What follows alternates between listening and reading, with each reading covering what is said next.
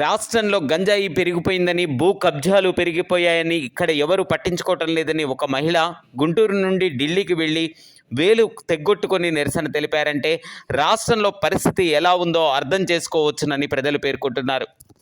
దగ్గరికి వెళ్ళి ఈ రాష్ట్రంలో జరిగే అరాచకాలు చెప్పడానికి వెళ్ళింది ఒక అభ్యుదయ మహిళా సంఘాన్ని నడుపుతున్న అమ్మాయి.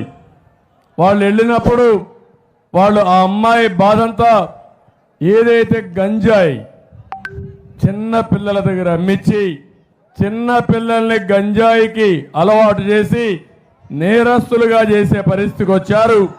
భూ కబ్జాలు చేశారు, ఇష్టానుసారంగా దోచుకున్నారని ఎంతమందికి చెప్పినా యాక్షన్ తీసుకోకపోతే ఢిల్లీకి వెళ్ళి ఆవిడ చేసిన పని చూస్తే నిరసనగా బొటన వేల్ని తెగ్గొట్టుకునే పరిస్థితికి వచ్చిందంటే ఎంత బాధపడిందో సమాజం కోసం. అదే మరిగా ఈ రాక్షసులతో ఎంత ఇబ్బంది పడిందో ఆ అమ్మాయి సంఘటన ఒక ఉదాహరణ అని చెప్పి నేను మీకు తెలియజేస్తున్నా. రేపు ఇలాంటి దుర్మార్గులు కానీ మళ్ళీ వస్తే మన గతి ఏమవుతుందో ఒక్కసారి మీరు ఆలోచించుకోవాల్సిందిగా నేను కోరుతున్నా.